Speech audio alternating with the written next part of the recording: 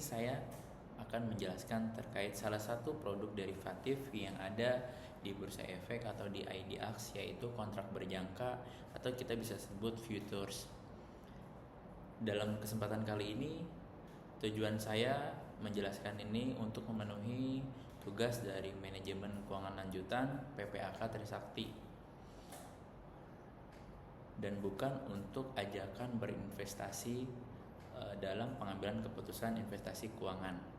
Oke guys, di sini saya pertama-tama akan menjelaskan terkait kontrak berjangka atau kita sebut futures. Sama dengan saham dan surat hutang, kontrak berjangka juga termasuk dalam kategori efek yang dapat diperdagangkan di bursa. Perbedaan yang sangat signifikan antara saham dan kontrak berjangka adalah saham merupakan kepemilikan atas suatu perusahaan yang tercatat di bursa.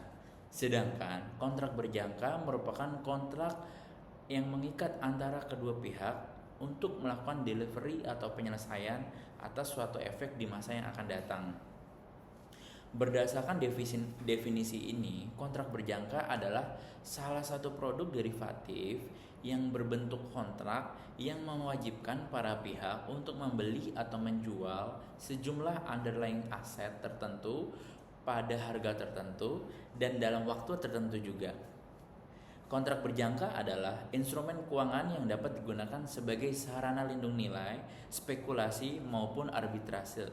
Sebagai produk derivatif, nilai kontrak berjangka ditentukan atau diturunkan dari harga underlying-nya. Oke, selanjutnya saya juga akan menjelaskan terkait indeks LQ45. Indeks LQ45 adalah indeks yang mengukur kinerja harga dari 45 saham yang memiliki likuiditas tinggi dan kapitalisasi pasar yang besar, serta didukung oleh fundamental perusahaan yang baik. Kesimpulannya adalah LQ45 Futures merupakan kontrak berjangka yang saham underlying-nya memiliki likuiditas tinggi dan kapitalisasi pasar besar serta didukung oleh fundamental perusahaan yang baik. Oke, selanjutnya ada keunikan yang ditawarkan dari kontrak berjangka ini. Yang pertama adalah dapat melakukan penjualan terlebih dahulu atau kita bisa sebut short ketika investor sudah mengetahui bahwa harga saham akan jatuh. Yang kedua adalah investor dapat melakukan pembelian terlebih dahulu atau long ketika investor sudah mengetahui atau menganalisis bahwa harga saham underlying pada LQ45 itu memiliki kesempatan naik. Tidak seperti investasi pada saham, di mana untuk menjual suatu saham investor harus membeli dan mempunyai saham tersebut pada portofolio investor. Investor kontrak berjangka bisa memasang order jual tanpa harus membeli kontrak berjangka maupun harus memiliki underlying-nya terlebih dahulu. Lalu mekanisme transaksi kontrak berjangka yaitu penyelesaian secara tunai atau cash settlement dalam kontrak berjangka adalah investor hanya akan mendapat keuntungan atau melakukan pembayaran kerugian sebesar selisih dari harga kontrak berjangka dan harga penyelesaian sehingga lebih efisien untuk para investor. Adapun manfaat berinvestasi pada future yaitu yang pertama adalah lindung nilai. Apa sih yang disebut lindung nilai? Futures dapat digunakan sebagai instrumen lindung nilai atau hedging karena dapat mengkompensasi resiko atas kerugian yang disebabkan oleh penurunan nilai dari foto underlying.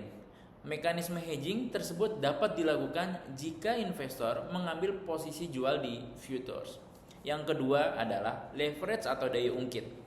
Leverage memungkinkan investor dapat mendapatkan imbal hasil yang lebih tinggi dengan menggunakan modal yang lebih kecil dibandingkan dengan berinvestasi langsung pada underlying asetnya.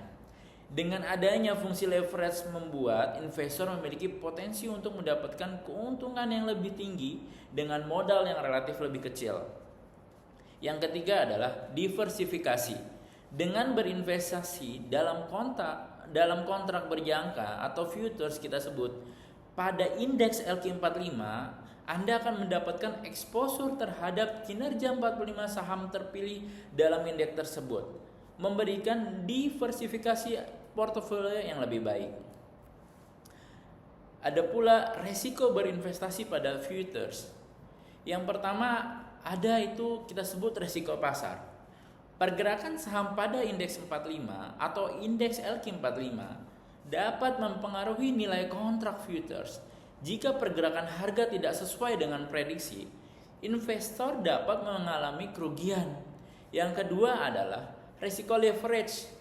Penggunaan leverage dalam kontrak futures dapat meningkatkan potensi keuntungan tetapi juga meningkatkan risiko kerugian. Yang ketiga adalah risiko likuiditas.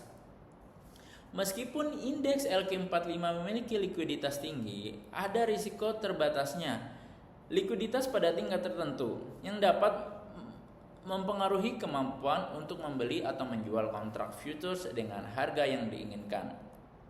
Baik teman-teman, itulah penjelasan dari saya. Pada intinya adalah semua investor akan berinvestasi pada aset atau instrumen tertentu yang memiliki keuntungan. Tapi yang perlu kita ketahui dan teman-teman atau audiens yang harus tahu adalah ketika kita berani berinvestasi pada suatu instrumen, kita harus terlebih dahulu mempelajari keuntungan dan kerugiannya. Oke, itu saja yang bisa saya sampaikan. Thank you guys.